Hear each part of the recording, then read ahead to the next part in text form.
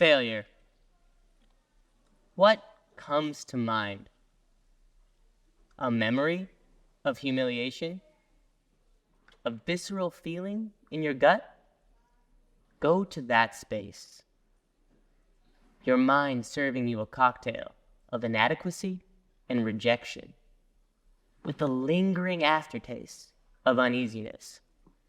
Where do you go from here? How do you cope with it? Reliving all the moments that brought you here, now, in this space. Skateboarding. This is the day in, day out process of your average skateboarder. Can I get a show of hands here who has tried skateboarding before? All right, okay, we got some skaters in the building, but relax, don't get too excited. Who still skateboards? Oh, guys, what happened? Where did you go? Why did you quit? You know what I hear all the time? I fell a lot. I wasn't very good. I figured it just wasn't for me. That's the whole point. None of us are very good. If you're a pro, you compete at the highest level. You got an 80% success rate? That's a good day. Just kidding, 20%. 80% is falling. And each time you're out there delusionally saying, I got it right here, this is the one. We don't. We never land it. It's the infamous skater lie. One more try. So if you hear that, break out the popcorn because you're going to be there forever. Einstein said, the definition of insanity is trying to do the same thing over and over again while expecting different results. All right, let's take this definition. Add in physical pain, mental frustration, and emotional anguish. What do you have? An old friend, a trusted mentor, and a recipe for success. In other words, that thing. Skateboarding, again. So you might be asking yourself, how does skateboarding give you this unwavering sense of identity? I experience failure more like a crushing halt, all certainty, out the window. Well, as skaters, we'll try to film a clip, grinding our bodies into eroded cement over 100 times while leaking blood from both old and new battle wounds, and screaming at our boards as if it's about to unveil some hidden secrets. Yet at the end of that day, we go home and be like, man, today was sick. It was a great day. And our friends go, dude, you gotta go back. That clip is gonna be tight. And this is what we do. We celebrate failure, like a visit from an old friend, reminiscing and laughing about a once forgotten, embarrassing high school moment. And most people can't live in that space, at least not in the present moment. So why is that? In my opinion, it's because most people play not to lose. Think about that. When have you played not to lose? Set your sights on mediocrity. Went out there in self-preservation mode, worried about falling or embarrassing yourself. Has any good ever come from that? That's not the sweet spot. That's the death sentence to all potential. On the other hand, redefining your relationship to failure can unmask the hidden potential with every stumble, misstep, and moment of doubt, turning that same adversity into advantage and setbacks into comebacks.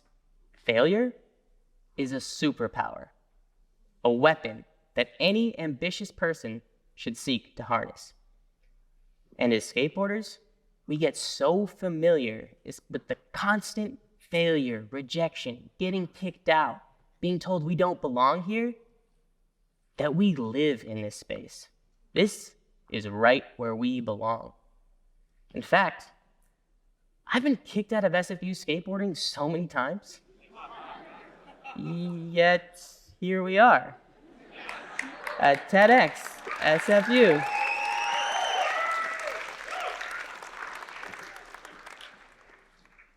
Let me tell you a little story about my upbringing, unbeknownst to me, giving me the most fertile soil for such a concept to grow and blossom over the next 20 years. Like most skateboarders and kids who dive into extreme sports, our family didn't have a lot of money.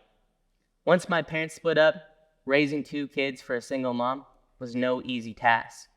So each morning, as I'd grab my bowl of cereal, I'd push aside bills, increasing balances, credit card bills, past due mortgages.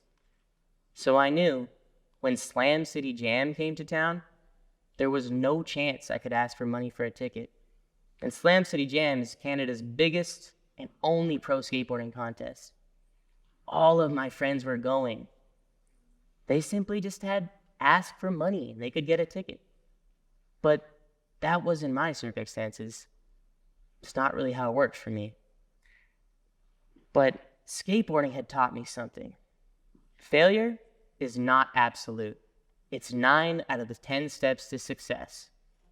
And just like any skate trick, you can't see it when you start, but if you just keep pushing, you'll eventually get to 10. So I made a plan. I had a goal. I needed $50, enough money for a ticket, but an ungodly amount to a 12-year-old. I needed a ride to and from. All my friends were gone. That one was a no-brainer. And I needed a process, something that I could stick to. Make $5 a day for 10 days. So I got to work. I took a little self-inventory, and I noticed something at my school. Each day, kids would walk through the lunch lines, and they'd have full trays, fries, hamburgers, candy, soda, everything a middle schooler eats. And at the end of that line, they'd get their money out, and they try to receive a fistful of change. And you know we got loonies and toonies and all that stuff here. So they basically didn't ever earn this money, so they'd throw it away. And this was mind-blowing to me, because in my family, we definitely knew the value of $1. So I started my Send Me to Slam City Jam Fund. And I'd stand there at the end of the line, and I'd employ everything I could to try to get me to my goal. I'd flirt with the girls. I'd chat up the boys. Anything I could to try to earn a couple bucks. Slowly, surely, some days money would come in, but some days it wouldn't. And sometimes I'd stand there thinking, what am I doing? This is not a good idea. Other days, it would slowly add up, and I'd eventually get closer and closer to my goal. So 10 days had gone by, and I couldn't believe it. I had enough money for a ticket. I even had a little extra. So as we're on the way there, we're in the car, we're talking about all of our favorite pros, the tricks we wanted to see, the endless possibilities. Pros were coming to our town. We couldn't believe it. We were thinking about all the different things that we'd see, the shops and the vendors that would be set up, and we got there, it was everything. Clothing, shoes, boards, you name it, they had it. As we were just about to enter the stadium, I saw the best deal I had ever seen. Replay Board Shop was selling blank decks for $10. This was absolutely unheard of. Any blank board goes for a minimum of $50. So we ran up to the booth. All my friends picking their favorite shapes, sizes, colors even. And I reached in my pocket and I had $5. I'd come short again. But my skate brain clicked on and I thought to myself, what can I do? What can I do? I know. I'd seen my mom do this so many times before. So I looked at the guy and I said, hey man, what nice flannel you got on there. Red Dragon flannel? Snapback is dope too. Hey, listen, I'm only $5 short. We can figure that out. You got me, right? He didn't get me. He didn't have me like that. So I thought to myself, what can I do? What can I do? And I remembered my buddy Chris. His mom had given him $20 at the start of the day. Surely he'd let me borrow it. But Chris seemed to have other plans for the money. We had just got there, and there might be more deals during the day. Fair enough. But I had wanted a new board so bad, and all my friends got one, and I'd never see another deal like this again. So I did what any normal kid would do. I tried to keep him away from all of the shops for the rest of the day, being like, yo, man, is that P-Rod? Yo, come here, don't go over there, let's go. Eventually, he got away from me, and I was accounting for everything. He bought a pair of socks, $6. He bought some candy, $3, maybe $4 more. And at the end of that day, I knew he still had more than enough money. So he let me borrow it. And I ran up to the booth like a kid on Christmas. They were closing shop, but they still had a few boards left. The guy came over and handed me an option of a blue and red board. I picked the red. I demanded a sheet of grip tape. And he's like, kid, grip tape? That's an extra $5. I was like, man, I don't have $5 more. Dude, if you only knew everything I had to do to even be here right now to get this $5, I don't have $5 more. Can you please just hook me up? This guy couldn't have been more than 20 years old. He'd worked all day and he'd been dealing with me being a huge pain in the butt, trying to get half off. He just wanted to go home. So he threw me the grip tape. He said, all right, kid, you got to grip it yourself. And I said, great, perfect. How do I do that? He was so done with me. So he slapped it on there himself and he handed me the board. Here you go, kid. We were so stoked. The next day, we went skateboarding. We're riding the high of seeing all of our favorite pros. Our boards were popping to our feet so well. The grip tape that goes on top, the black sticky stuff, sticking perfectly. And then I noticed there was this guy, maybe 35 to 40, walking around the skate park, watching us. And I thought to myself, that's odd. So as I finally stopped for water, he came up to me and he said, hey, my name's Rich. I run a talent agency. There's a skateboarding audition tomorrow for a commercial. I think you'd be a good fit. And he handed me his card. My 12-year-old brain. I thought I was a movie star in 2 seconds. I was like, man, this is gonna be dope. I was the man with a plan and I had it all figured out. I couldn't wait to tell my mom. But of course, when I got home, she shut me down. How many times? This visceral feeling and like, God, I was like, no, I had figured it out. And on a whim of emotion, I thought to myself, I finally made a way to make the world work for me. So I grabbed the phone myself and I called him, almost forgetting my own name. I said, hey, Rich, it's Micky. And I looked over at my mom as she waved her arms in protest. She knew I was gonna hand her the phone. And my mom, she wants to ask you a few questions. Yikes. I wasn't sure if I had just landed myself a month grounded, a week worth of chores, or worse, would she take away skateboarding for any time at all? Because I just put her on the spot and directly disobeyed what she said. But as I watched and I listened, I heard her tone change from no to maybe, and maybe to yes. And she brought me to that audition the next day. And then to a callback. And another. And one more. And I got the part. I could not believe it. My first check came in. It was for $3,000. My mom's bills had piled so high. The mortgage was so past due. We went straight to the bank, and I was able to kick that can down the road a little bit further. I sat there in the bank, my proud moment, 12 years old, my puffed up chest, thinking I was the man. I looked back on this journey, how many times I'd come face to face with failure, and how many lessons there was. Accounting, crowdfunding, bargaining, so many things.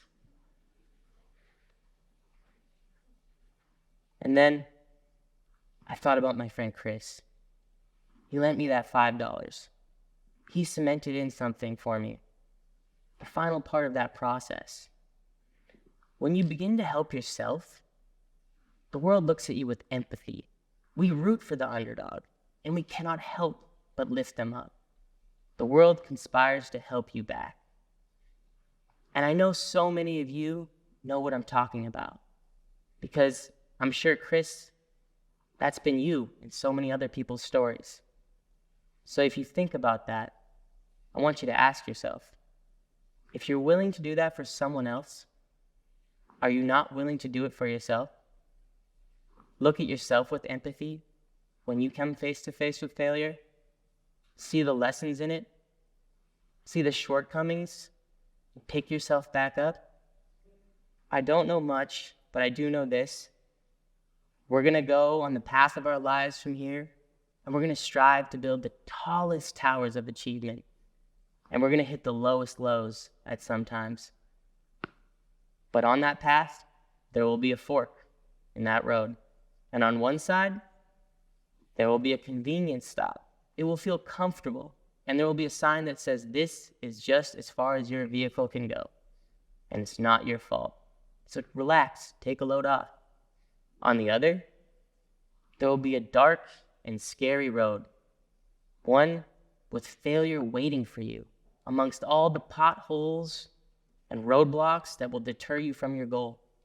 Should you choose to see and accept it as that old friend it really is, it will have a fresh supply of imagination, choice, and ultimately, freedom.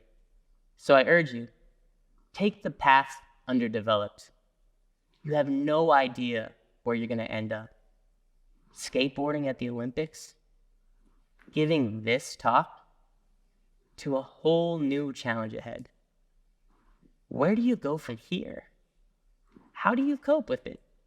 Reliving all the moments that brought you here? Now? In this space? Thank you.